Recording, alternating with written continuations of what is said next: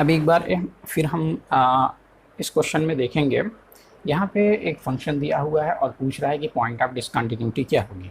देखिए फंक्शन में 2 is the turning point, 2 minus infinite से 2 तक फंक्शन एक्स क्यूब माइनस 3 है और 2 to infinite function x square plus 1 है। तो अब हम ये देखेंगे कि फ़ंक्शन की लिमिट 2 पे क्या होगी। अगर फंक्शन की लिमिट 2 पे और फंक्शन की वैल्यू इक्वल होगी, यानी कहने का यहाँ पे क्या मतलब है, मतलब ये है कि अगर फंक्शन 2 पे कंटिन्यूस है तो इसका मतलब कि फंक्शन इज़ कंटिन्यूस एवरीवेयर। ठीक है, everywhere means for all value of x. ठीक, तो अगर फंक्शन कंटिन्यूस होगा तो पॉइंट ऑफ डिसकंटिन्यूटी नहीं होगी, और अगर फंक्शन डिसकंटिन्यूस होगा तो अपने टर्निंग पॉइंट पे ही डिसकंटिन्यूस हो सकता है, वही उसकी पॉइंट ऑफ डिसकंटिन्यूटी हो सकती है। चलिए अब आप देखते हैं, हम लेफ्ट हैंड लिमिट यहाँ पे ले लेंगे।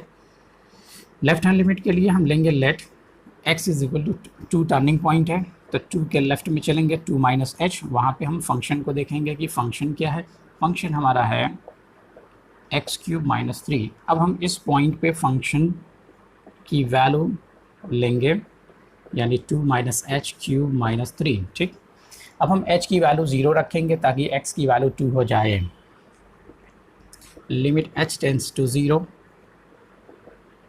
तो हम देखेंगे कि फ़ंक्शन की वैल्यू कहाँ जाती है, यानी जब x की वैल्यू 2 हो जाती है तो फंक्शन की वैल्यू क्या होगी। जब h की वैल्यू h की वैल्यू जब 0 हो जाएगी तो ये हो जाएगा 2 माइनस 0 क्यूब माइनस 3। ठीक है, तो 8 माइनस 3 ये आएगा, यानी कि 5। अब इसके बाद हम आते हैं राइट हैंड लिमिट पे। तो राइट हैंड लिमिट पे हमको अब 2 के राइट में चलना है, तो 2 प्लस एच हम पॉइंट लेंगे और 2 के राइट के लिए जो फंक्शन है वो है एक्स स्क्वायर प्लस 1। ठीक, अब यहाँ पे हम देखेंगे कि एफ ऑफ 2 प्लस एच पे 2 plus h whole square plus 1। अब हम h की वैल्यू 0 रखेंगे, तो यहाँ पे हम लिखेंगे limit x tends to 0 f of 2 plus h. तो यहाँ पे 2 की वैल्यू 0, यानी फंक्शन की वैल्यू क्या होगी, तो ये हो जाएगा 2 प्लस 0 होल स्क्वायर प्लस 1, यानी 4 प्लस 1 5। तो हम यहाँ पे देख रहे हैं कि लेफ्ट हैंड लिमिट और राइट हैंड लिमिट दोनों इक्वल है। Since left hand limit is equal to right hand limit, therefore limit x tends to 2, यानी x की वैल्यू जब 2 होगी तो फंक्शन की वैल्यू को 5 होना चाहिए। अब इसके बाद हम क्या देखते हैं, हम इस पॉइंट पे फंक्शन की वैल्यू डायरेक्ट लेते हैं। F of 2 x is equal to 2 के लिए ये फंक्शन है, तो यहाँ पे हम लिखेंगे 2 क्यूब माइनस 3, तो 8 माइनस 3 यानी कि 5। अब हम देख रहे हैं कि फंक्शन की वैल्यू और फंक्शन की लिमिट और फंक्शन की वैल्यू दोनों इक्वल है। Since limit x tends to 2 f of x is equal to f of 2।